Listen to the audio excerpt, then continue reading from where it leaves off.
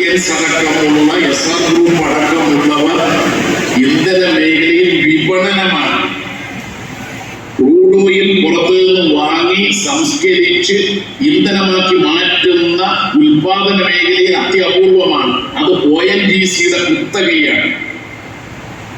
എന്നാൽ ONGCയുടെ കുത്തക ഇപ്പോൾ റിലയൻസിന് കൈമാറാനുള്ള തീരുമാനം കേന്ദ്ര ഗവൺമെന്റ് എടുത്തു എന്ന് പറഞ്ഞാൽ കോരന് കഞ്ഞി കുമ്പിളിൽ തന്നെ എന്ന് പറഞ്ഞതുപോലെ ഇനി കോർപ്പറേറ്റുകളുടെ കാലമാണ്.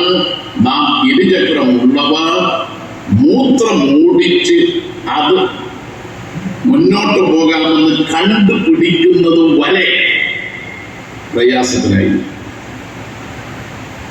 അപ്പോ മുതലാളിത്തത്തിന്റെ സഹജ സ്വഭാവമാണ് ജനങ്ങളെ കൊള്ളയിടിക്കുന്നത്. അതാണ് ഇന്ത്യയിൽ നടക്കുന്നത്. ഈ മേഖലയിൽ മാത്രമല്ല, കേന്ദ്ര ഗവൺമെന്റ് ഈ കൊള്ളയടിക്കുന്ന കോർപ്പറേറ്റുകൾക്ക് കൂട്ടുനിന്നുകൊണ്ട് ചെയ്യുന്നതെന്ന് നയം മുതലാളിക്ക് വേണ്ടി, കോർപ്പറേറ്റുകൾക്ക് വേണ്ടി, പിന്നെ നിയമമോ കോർപ്പറേറ്റുകൾക്ക് വേണ്ടി. അതാണ് ലേബർ കോഡ്. മിനിമം കൂലി ഇനിയില്ല, തറക്കൂലിയാണ്. അപ്പൊ നിങ്ങൾ കരുതിയേക്കും ഞങ്ങൾ വളരെ മെച്ചപ്പെട്ട ശമ്പളത്തിൽ ജോലി ചെയ്യുന്നവരല്ലേ, തൊഴിലാളികളുടെ കാര്യം ഞങ്ങൾ നോക്കണ്ടല്ലോ എന്ന്. അടുത്തത് നിങ്ങൾക്ക് വരാൻ പോവാണ്. അത് ഞാൻ പിന്നെ പറയാം. പിടിച്ചതിനേക്കാൾ വലുത് മാളത്തിലുണ്ട്. എന്താ തൊഴിലാളികളോട് സ്വീകരിച്ച സമീപനം? ആ സമീപനം മറ്റൊന്നുമല്ല, തൊഴിലാളികൾ അടിമകളെ പോലെയാണ് ഇന്ത്യയിൽ തൊഴിലെടുക്കേണ്ടത്. ഒരുപാട് സ്ഥായിയായ തൊഴിൽ നഷ്ടപ്പെട്ടുകൊണ്ടിരിക്കുകയാണ്. തൊഴിലിടങ്ങളിൽ ഇപ്പോൾ കണ്ടുകൊണ്ടിരിക്കുന്ന ഒരു പലായന, കുടിയേറ്റ സമീപനമാണ്. ഇന്നിപ്പോ നമ്മുടെ നാട്ടിൽ മാത്രമല്ല കേട്ടോ, നമ്മൾ നേരത്തെ പറഞ്ഞു മലയാളികളൊക്കെ ഗൾഫിൽ പോകുമ്പോൾ കേരളം എന്ന ഗൾഫിലേക്ക് ബംഗാളികളും ബീഹാറികളും ജാർഖണ്ഡുകാരും വരുന്നു എന്നാണ്. എന്നാൽ ഉത്തരേന്ത്യയിൽ ആ 5 സംസ്ഥാനം, നോയിഡ മുതൽ 100 ഫാക്ടറികളിൽ സമരം നടന്നു. ആ സമരം നടന്ന സ്ഥലത്ത് കാണാൻ കഴിഞ്ഞിട്ടുള്ള ഒരു പ്രത്യേകത, അവിടെ എല്ലാം കുടിയേറ്റ തൊഴിലാളികളാണ്. നാം ഇവിടെ അതിഥി തൊഴിലാളികൾ എന്ന് പറയും. മലയാളികളുടെ സംസ്കാരമാണത്. അവിടെ വിളിക്കുന്നത് കുടിയേറ്റ തൊഴിലാളികൾ എന്നാണ്. സാന്ദർഭികമായി പറയട്ടെ, ആ കുടിയേറ്റ തൊഴിലാളിക്ക് ഒരു പ്രശ്നം വന്നപ്പോൾ അവരുടെ കണ്ണീരൊപ്പാൻ അവിടെ പോകാൻ MA ബേബിയും ഇളവരൻ കരീമും മാത്രമേ ഉണ്ടായിരുന്നുള്ളൂ എന്ന് നാം തിരിച്ചറിയണം. ഒരു രാഹുലിനെയും പ്രിയങ്കയെയും അവിടെ കണ്ടില്ല. ഇതാണ് പുഷ്പ രാഷ്ട്രീയവും തൊഴിലാളികളുടെ രാഷ്ട്രീയവും തമ്മിലുള്ള വ്യത്യാസം. എന്താ നോയിഡയിലും മറ്റും ഉണ്ടായ പ്രശ്നം? അവര് 9,000 രൂപ മുതൽ 12,000 രൂപ വരെയുള്ള കൂലിയാണ് ഒരു മാസം കിട്ടുന്നത്. ഞായറാഴ്ച അവധിയൊന്നുമില്ല. നഴ്സുമാർ ചിലപ്പോൾ ദേഷ്യപ്പെട്ട് ഡോക്ടറോട് ചോദിക്കും, മെഡിക്കൽ ഓഫീസറോട്, ഞായറാഴ്ചയല്ലേ സർ, ഇന്ന് അവധി വേണ്ടേ? ആ നേഴ്സ് അവധിയിൽ പോകുമ്പോൾ വേറൊരു നേഴ്സ് വരും. 8 മണിക്കൂർ കഴിഞ്ഞാൽ നമ്മൾ ഉടൻ തന്നെ KGNA മുദ്രാവാക്യം കൂടി തുടങ്ങും. നമ്മൾ വിടൂല. ഈ തൊഴിലാളി 13 മണിക്കൂറാണ് ജോലി ചെയ്യുന്നത്. കണ്ട 13 മണിക്കൂർ. 8 മണിക്കൂർ ജോലി എന്നത് 1886 ചിക്കാഗോയിൽ രക്തം ചീന്തി നേടിയെടുത്ത തൊഴിലാളികളുടെ അവകാശമാണ്. ആ സമരത്തിൽ പങ്കെടുത്തതിന്റെ പേരിൽ തൂക്കിലേറ്റപ്പെട്ട 4 തൊഴിലാളി ഉണ്ടായിരുന്നു. അവരെ തൂക്കിക്കൊല്ലാൻ വിധിച്ച കോടതി വിചാരണ പോലും നടത്തിയില്ല.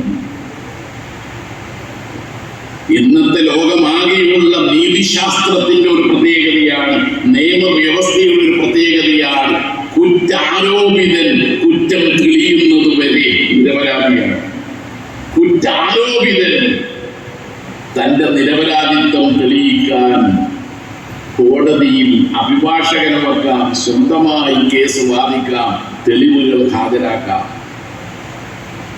1920 കമ്മ്യൂണിസ്റ്റ് പാർട്ടി രൂപം കൊണ്ടതിന് ശേഷം 20നും 32നും ഇടയിൽ ആദ്യ ദശകം തന്നെ ഒരു കുഞ്ഞിനെ കൊല്ലുന്ന ലാഘവത്തോടെ ബ്രിട്ടീഷുകാർ ഗൂഢാലോചന കേസുകൾ ചുമത്തി കമ്മ്യൂണിസ്റ്റുകാരെ ജയിലിലടച്ചു. ആ കേസുകളിൽ ഒന്നാണ് മീററ്റ് ഗൂഢാലോചന കേസ്. മുസഫർ അഹമ്മദ് അടക്കമുള്ളവർ പ്രതികളായ കേസ്. ആ കേസിൽ സ്വന്തമായി കേസ് വാദിക്കുകയായിരുന്നു മുസഫർ അഹമ്മദ്. സ്വന്തമായി വാദിക്കാനെങ്കിലും 1920കളിൽ ഇവിടെ സമ്മതിച്ചു. എങ്കിൽ ചിക്കാഗോയിലെ തൊഴിലാളി രക്തഞ്ചീന്തി നേടിയെടുത്ത 8 മണിക്കൂർ ജോലി അവകാശം എന്ന് പറയുന്ന അതിനു വേണ്ടി സമരം ചെയ്ത 4 തൊഴിലാളികളെ തൂക്കിലേറ്റിയപ്പോൾ തൂക്കിലേറ്റിയ തൊഴിലാളികൾക്ക് സ്വന്തമായി കേസ് വാദിക്കാൻ പോലും അവസരം കൊടുത്തില്ല. അവരെ ജയിലിൽ നിന്ന് കോടതി മുറിയിൽ എത്തിച്ചില്ല. ഒടുക്കല്ലേ സ്വന്തമായി വാദിക്കാൻ? അവരെ കേട്ടില്ല. അങ്ങനെ വിചാരണ കൂടാതെ വധശിക്ഷയ്ക്ക് വിധിക്കുന്നതിന് തൊട്ടു മുമ്പ് കൊല്ലപ്പെട്ട തൊഴിലാളിയിൽ ഒരാൾ പറഞ്ഞത്, തൊഴിലാളി വർഗം ഇവിടെ തൂക്കിലേറ്റപ്പെടുകയില്ല, നാളെ തൊഴിലാളികൾ ധീരമായി പോച്ചു. ഏതാണ്ട് കയ്യൂറുള്ള 4 സഖാക്കൾ, അബൂബൻ ചിരികണ്ഠനും കുഞ്ഞമ്പുനായരും അബൂബക്കറും കഴുമരത്തിൽ കയറുന്നതിന്റെ തലേന്നാൾ PC ജോഷിയും കൃഷ്ണപിള്ളയും പോയി കണ്ടപ്പോൾ അവരോട് പറഞ്ഞ വാക്കുകൾ അപ്പോലെ അവരെ പ്രാഥമിക വിദ്യാഭ്യാസം പോലുമില്ലാത്ത അബൂബക്കറിനെ കമ്മ്യൂണിസത്തിന്റെ ബാലപാഠം പഠിപ്പിച്ച് കൃഷ്ണപിള്ളിയാണ് അവിടെ എത്തിയത്. കൃഷ്ണപിള്ളി ചോദിച്ചു, ഞങ്ങൾ നിങ്ങളുടെ ഗ്രാമത്തിൽ പോകും, കയ്യൂരിൽ പോകും, ഗ്രാമത്തിൽ പോയാൽ നിങ്ങളുടെ ബന്ധുമിത്രാദികളെ കാണും, അവരോട് വല്ലതും പറയാനുണ്ടോ? 4 ആൾക്കും വേണ്ടി അപ്പുവാണ് മറുപടി പറയുന്നത്. അപ്പു പറഞ്ഞു, ഞങ്ങളുടെ കുടുംബത്തെ പാർട്ടി നോക്കുമെന്ന് ഞങ്ങൾക്കറിയാം, കുടുംബത്തെ കുറിച്ചല്ല ഞങ്ങൾക്ക് പറയാനുള്ളത്. കയ്യൂരിലെ സഹപ്രവർത്തകരായ സഖാക്കളോട് നിങ്ങൾ പറയണം, ഞങ്ങൾ കഴുമരത്തിൽ കയറുന്നത് പുഞ്ചിരിയോടുകൂടിയായിരിക്കും, സമരം തുടരുക, അത് നിങ്ങൾ പറയണം.